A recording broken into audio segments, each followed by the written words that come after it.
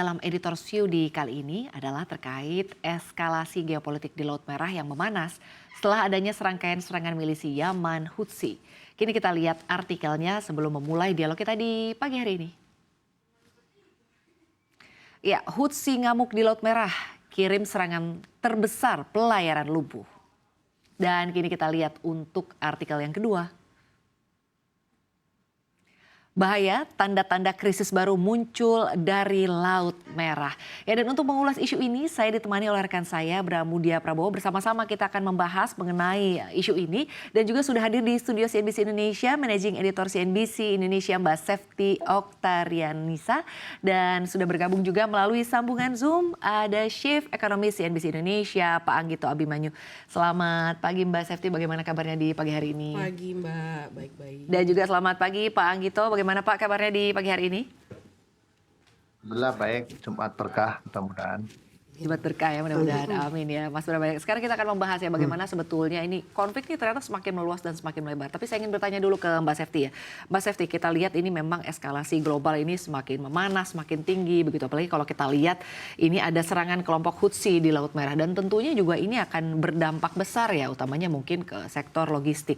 Bagaimana editor sendiri melihat hal ini dan bagaimana pemberitaan mengenai hal ini? Sebenarnya memang kita memberi penekanan agak cukup besar kepada persoalan ini karena di satu sisi kita melihat dampaknya.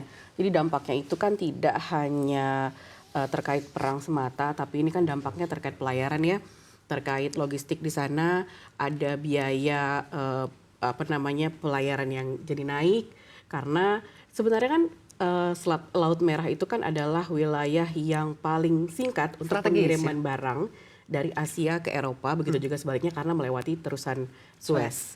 Cuma kan problemnya ketika ini terjadi, otomatis mereka harus memutar ke bawah, harus ke Tanjung Harapan di Afrika Selatan, sehingga ini menambah extra cost. Nah, selain itu yang kita tekankan lagi dari redaksi adalah kita mengkhawatirkan akan melebarnya konflik yang terjadi ke Selat Hormuz. Selat Hormuz agak sedikit di atasnya Laut Merah. Dan hari ini barusan saja itu ada eskalasi lagi yang terjadi di mana US dan juga UK itu melakukan penyerangan ke kota-kota di Yaman untuk melumpuhkan Houthi. Kita lihat aja apakah akan berpengaruh ke harga minyak karena kan kalau Selat Hormuz sudah terganggu, impact-nya akan ke harga minyak.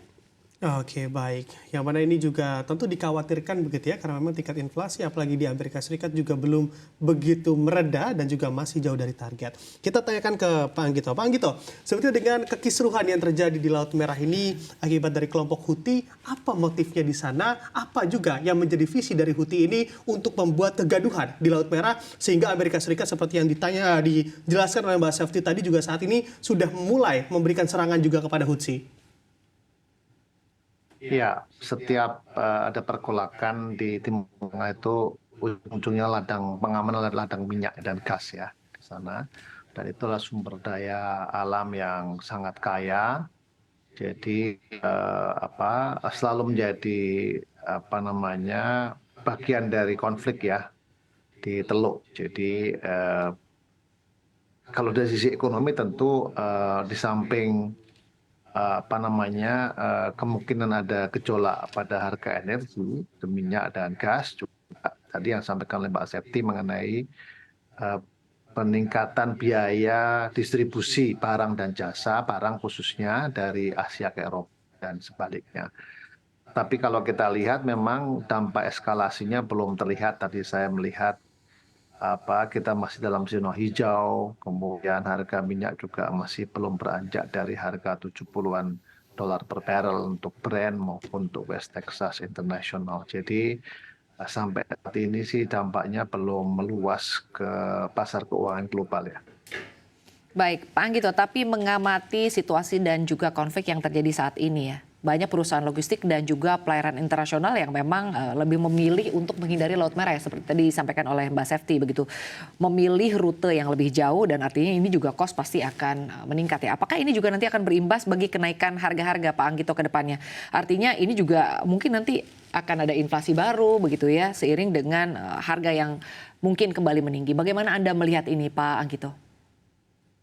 Dalam jangka pendek kayaknya memang ada ya kenaikan biaya logistik, tetapi mudah-mudahan tidak terlalu lama ya karena seruan gencatan senjata kan sudah dis- diserukan UN ya, dan selama ini antara Israel dan Hamas sudah melakukan gencatan senjata. Nah, mudah-mudahan ya mungkin akan ada gejolak dalam 1-2 minggu untuk kenaikan biaya logistik ya, tapi mudah-mudahan bisa diredam ya, karena menurut kabar yang saya baca itu volumenya masih relatif sedikit atau relatif kecil ya.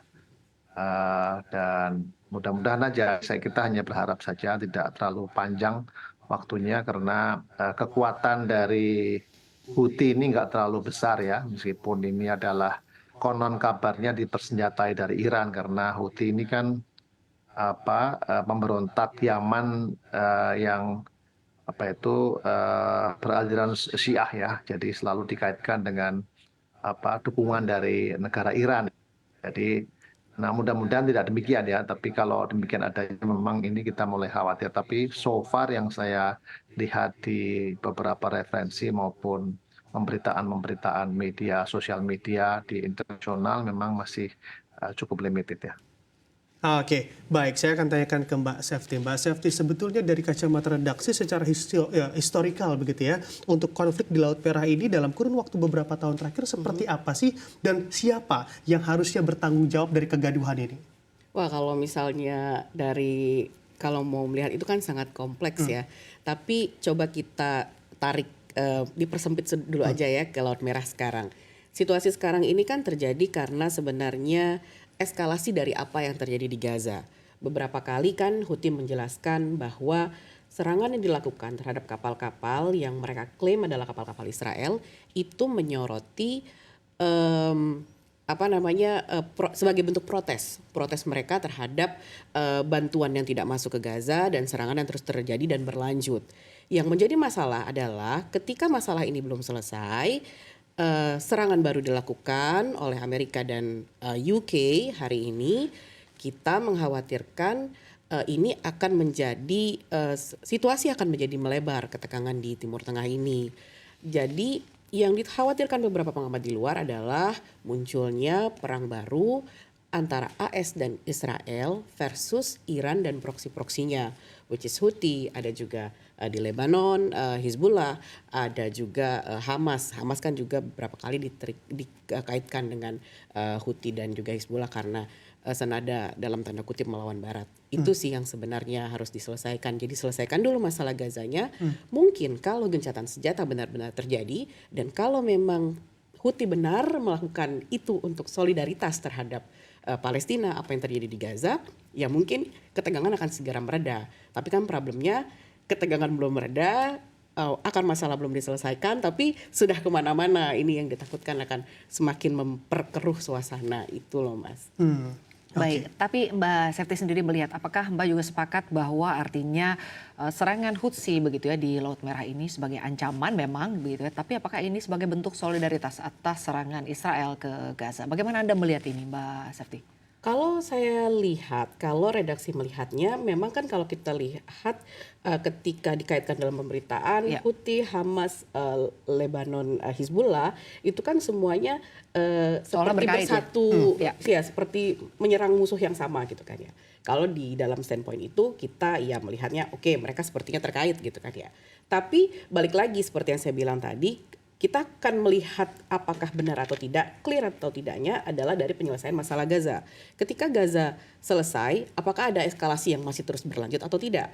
Kalau memang itu untuk solidaritas Gaza, ketika gencatan senjata terjadi, seharusnya masalah bisa selesai sementara. Seharusnya serangan bisa tidak terjadi lagi. Tapi ketika serangan masih terus terjadi, nantinya berarti ya mungkin ada alasan-alasan lain di balik itu semua. Tidak hanya sekedar solidaritas aja, itu sih. Oke, baik. Saya akan tanyakan ke Pak Anggito terkait dampaknya. Pak Anggito, Anda memang eskalasi ini berpusatnya pada masalah di Gaza, yang mana juga Anda ditarik begitu ya. Ini masalah ini banyak analis dan juga ekonom memperlihat masalah ini akan cukup panjang, Pak Anggito. Apakah ini juga nantinya akan balik lagi merujuk pada tingkat inflasi dari sejumlah negara yang akan meroket juga? Tergantung kepada kemungkinan ada gencatan senjata ya. Jadi kalau memang itu maka akan redam. Tetapi sebetulnya yang terjadi konflik Timur Tengah ini adalah konflik yang tidak ada hentinya ya, selama tidak ada konsensus mengenai kemerdekaan Palestina dan hak-hak kedaulatan negara Palestina itu akan terus terjadi gitu. Dan Israel itu akan terus dibela habis-habisan oleh Amerika dan Inggris. Sementara kalau kita lihat sisi sejarah maupun peradaban Islam, misalnya negara Timur Tengah itu betul-betul Palestina itu memiliki hak kemerdekaan, dan kalau lihat bagaimana Israel itu semakin menguasai di wilayah harusnya di Palestina, itu akan menjadi perebutan yang tidak akan ada hentinya ya. Jadi ini akan terus terjadi ya, maka konsekuensinya karena di Timur Tengah ini sangat terkait dengan sumber daya minyak dan energi. Nah, tentu ini pasti akan menimbulkan ketegangan ya. Belum lagi ditambah dengan kalau terusan Suez itu ditutup ataupun diserang, itu maka logistik juga akan terganggu. Tapi itu lebih kecil dibandingkan dengan harga minyak yang mungkin akan naik. Sekarang sudah tinggi harga minyaknya ya. Dan itu tentu akan memberikan dampak pada inflasi global.